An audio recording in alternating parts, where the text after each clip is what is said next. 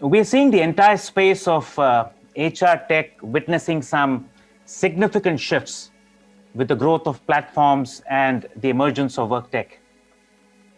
And we're also seeing a rapid mushrooming of HR tech startups across geographies to take advantage of these shifts. So, what does the future hold for everyone in a crowded and constantly shifting business environment? Can a collaborative environment enable growth and make these startups sustainable? Will it drive a more comprehensive solution for customers with greater adoption and benefits? To discuss this, I have with me today Ward Christman, co-founder, HRTech Alliances, a consultancy based in the US that helps you discover, create, manage, and grow alliances and partnerships. Ward, welcome to the conversation. Well, thank you, and look forward to exploring the topic with you. Absolutely, Ward. It's always a pleasure having a chat with you. So, Ward, I first want to talk about one of the major shifts which is happening, which is really from the right product approach to the right platform approach as far as HR tech is concerned. And we're seeing that from niche solutions, there are more and more of platform plays, like HCM platforms, talent management platforms, learning platforms, employee experience, and what have you. Now, many of these platforms have existed for a while. However, what we're seeing in recent times is, an expansion of width of these platforms, firstly. And secondly, what we're also seeing is that there is a certain amount of overlap between between some of these vertical segments as customers are constantly seeking more value. So what, given this perspective, clearly there are great opportunities for HR tech companies to collaborate. So what's the ground reality in the US market? Yeah, the reality is there's a ton of opportunity. I think you mentioned that. There's also a lot of hard work to make partnerships work. It's like partners in life, if you have family or marry or whatnot, it's a lot of work to do it well and to have success, and that sustainability and growth and all the good stuff that startups. Their biggest challenge is really gaining market share and getting paying customers and keeping them, right? And how do you do that? Even well-funded companies building a direct sales force not only is very expensive, but it takes time to go through that cycle. The more complex the solution, the longer it takes to go through that cycle. So to answer your question around the ground reality in the U.S. market, it's not a lot different than the rest of the world. One of the big differences here, though, is there's almost, and I say almost, zero resellers for the HR tech space. And so how do you get to the customers? Either direct, long and hard, or through channels and partners and people and companies that have those relationships.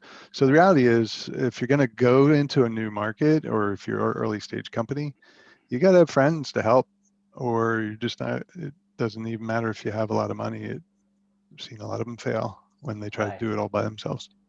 That's right. No, but are you seeing collaboration between HR tech companies? Is that happening? Are people encouraged to collaborate with each other, or are they preferring to work on their own? Well, the ones that we talk to usually are the ones that want to collaborate, because that's at our core in terms of our community platform. HRTechAlliances.com is a place where the community can get together and collaborate, either real time and meetings that we manage through our platform running through Zoom, or asynchronously, where people are looking in our database, trying to make contacts with the right people, with the right product, the right time, and the fit. Again, self-service, really hard to do. You could spend a lot of time on LinkedIn and on the telephone, perhaps trying to connect with the right people. So there are no silver bullets. There's no real shortcuts, but there's definitely a lot of wrong ways to do it. And Right. if you have people that can help you get connected to the right buyers at the right time, it makes all the difference. So yeah, partnerships are the future of growth and success, especially for early stage companies, because the customers don't know you, they won't trust you, and they have to have some level of trust to buy. Sure. So if there's an existing vendor supplying services and goods and products and SaaS tech, whatever the case might be, to an existing customer, Right. that referral from them or the introduction or co-marketed type offering, it's huge. I mean, the only thing better than a partner referring you to a customer or their customer is a customer referring you to another customer. But you got to start somewhere. So partners are a great way to get into the buyers. No, absolutely. I think it's really heartening to see that people are collaborating within HR tech to HR tech. But the other big shift, really, what is now this HR tech moving into work tech, right? That's a whole different ball game, because people are now talking about systems of productivity in the flow of work, and the ecosystem is also changing. You have the core HR payroll systems, and you have these talent management suites, which start from recruitment to onboarding, learning, experience, and what have you. And there are a whole set of work tools, right? Like for collaboration, communication, project management, and this whole concept of the hybrid workplace, right? So there are a whole set of new tools coming in as well. And the interesting thing also, what is that there are a whole set of new competitors, right? I mean, we are hearing about Microsoft Viva platform. We are hearing about ServiceNow making rapid strides into the space, and of course, Salesforce, Google, LinkedIn will not be far behind as well. So, Right. I think that gives an opportunity for even more collaboration, because one of the big challenges would be that, are these players looking to build everything themselves, or are they looking to acquire, white label, partner? Because speed to market would be key with an end-to-end solution, right? So are you seeing will we see an acceleration of collaboration opportunities now with this work tech concept coming to fore? Yeah, I think your premonitions here are spot on, because the wider it goes, so you have the HR tech, and then what many are looking at work tech kind of as an extension. You look at Slack, and I mean even Salesforce, and these different collaboration platforms, Facebook at Work, all these different things that are coming at employers and coming at business people, saying you need to use us to better communicate with your own team, whether they be employees or extended workforce, or your business partners, your supply chain, all that. Yeah. It's getting more complex all the time, and the reality is nobody's able to do all of it, right? I mean, the biggest names in the industry, they have dozens, if not hundreds, of partners. Why? Because the customer wants choice. They want best of breed. Most customers will say, hey, in a perfect world, we want best of breed for every area of human resources and work tech, to help our teams collaborate and all that good stuff. How do you do that? It requires a ton of collaboration between the vendors. You can't just say, oh, here we have an open API, anybody can connect. It's not that easy. I wish it was. The reality is, it's not just the tech, right? Yes, that could be a roadblocker. If the data doesn't flow, the deals don't flow. So any of the early stage companies, or even the mature ones that are trying to collaborate and connect and build out an ecosystem, each employer has a different recipe of what that looks like. And if those vendors that are part of that recipe aren't collaborating and the data is not flowing, that company, whether it be Slack or whatever, wherever they rely on this technology, if it's not connected and talking to each other, and the people behind it aren't working together to help that company, that employer, be successful, usually doesn't end well. Let's put it that way. Yeah, no, I totally agree. And so one of the other areas that I wanted to touch upon, Ward, was this entire concept of pricing. And I see that as sometimes a stumbling block, because Very often, there could be some challenges for the overall cost of ownership, for the end customer. And, I've seen instances where, HCM suite providers, they have a certain pricing per employee per month. And when they collaborate with a niche player, often the niche player's pricing is as high as the HCM platform, and then, and then from a customer's perspective, they would like to see this niche solution as just another module. And that becomes a roadblock for collaboration. So do you feel that perhaps one of the thoughts is that maybe these niche players are also being short-sighted because they've got a ready-made platform, they've got a go-to-market ecosystem with a good partnership. And so what do you think are your thoughts, Ward, around pricing in collaborative scenarios? And also in your mind, apart from pricing, do you think there are other showstoppers as well, which are preventing collaboration today? Yeah, pricing, the showstopper is, of course, at the customer side, right? Where they're saying, well, I'm paying this for my core HR, whatever. And now we've got our managers and employees, they're wanting all these tools and they all cost money, right? Right. And sometimes, a lot of the time, the core provider's like, well, we have that. And, the individual at the company, they want more functionality, they want more automation, they want whatever. And they're perhaps willing to pay for it even out of their own budget. We're seeing some of that help eliminate the showstoppers.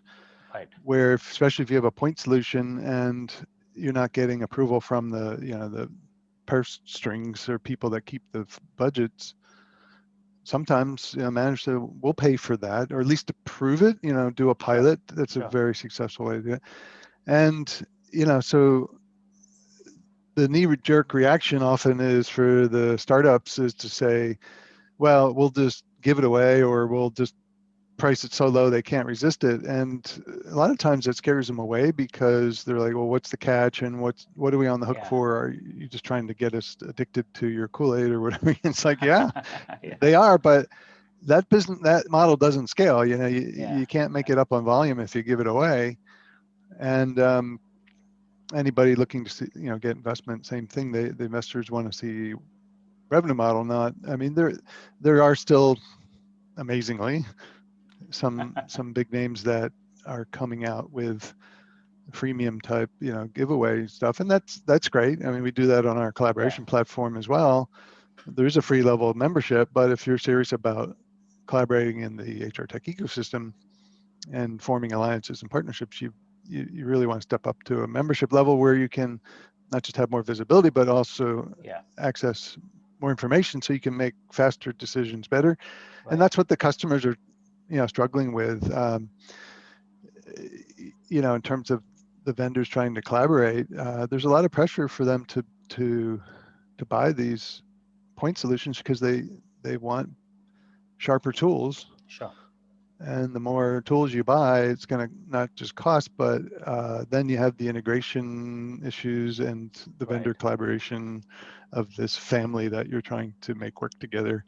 That's and that gets expensive. You need somebody in-house to also support that, the more vendors you pile on. So it's a trade-off, and a lot of people want to make it. They want the best of both worlds, and it doesn't usually happen that way without. Yeah, no, absolutely. And you really touched upon an interesting point around how to make it successful. And I want to link that to a recent Josh Burson report where he says that success is actually much harder than to make in HR tech than what we actually think it could be. And there are some statistics here right in front of me which says that 32% of HR tech projects are significantly over budget. 53% of projects miss deadline for implementation. And interestingly, 42% rated not fully successful or failed after 2 years. Now, these are really worrying statistics, and the reasons could be many. It could be lack of a truly integrated approach, and of course, at the enterprise level, it could be lack of appropriate consulting available for enterprises to make it happen. But given the very crowded HR tech market and perhaps collaboration not happening at the pace that it should, What could be the strategy that companies could adopt to address these issues? Yeah, so when you say companies, you mean the buyers, right? Yeah, Or absolutely. The buyers, yeah. to address it, yeah. Well, and if any of the buyers of HRTech are listening, best thing you do is get some qualified consultants to help you, because there's so much to know, and what you don't know is what hurts you the most. And that's, I think, really to the statistics that Josh put out there was, when you put your internal reputation on the line to get a new technology or to upgrade or replace whatever it is you're trying to do within the HR tech space, for example, chances are, what does everybody do? Like, well, let's get some bids. We'll buy the, as long as it fits our needs, we'll get the lowest price. Right. And then they wonder why it ends up being over budget. Not that the highest price one wouldn't have gone over budget too, Yeah, sure. but there's only so much you can prepare for. And, going over budget and missing deadlines and so forth, some of it is not enough planning. People think they know what needs to be done and they just dive in, and that's human nature. But the folks on the inside, even if they've used to work with consulting firms, they need to realize that keeping up with what options are out there is so hard, and they need to bring in advisors to support that. Right. Not just the vendors themselves that are providing, because they have a very tunneled view on what should or shouldn't be done to get things moving. In terms of rating of the success, I bet some would, if it goes over budget and takes longer, they might still rate it positively. I think where most of the 42% said not fully successful, right, is, it's up to the eye of the beholder. I think if their measurement of success was it was on time and on budget, yeah, of course, chances are that number would probably be a lot higher. Right. But is it getting adopted? Is it helping improve the company's profitability, or whatever the kind of goals, or employee retention, whatever kind of things that was sold, why they're doing it. It sometimes takes time to measure the results, and if people are measuring it all. So I'd think that number would be higher, actually. So okay. Again, depends how you define it. Absolutely. But not fully successful. Most of the technology purchased, it's rarely more than 50% of what the functionality is used anyway. Right. So then the question is, what's failing? Is it the part that they're using or the part that they're not using? Right? So adoption is part of it, and that does come around to planning and change management, right? If they're trying to improve things, technology, you don't want to lead with tech. You want to lead with process re-engineering and have advisors and consultants set you up for success, and then select a technology that's going to help make that possible. Right. And most of the time, sadly, that doesn't happen, except perhaps at some of the larger companies that can afford to go through that process, and it takes time to do that.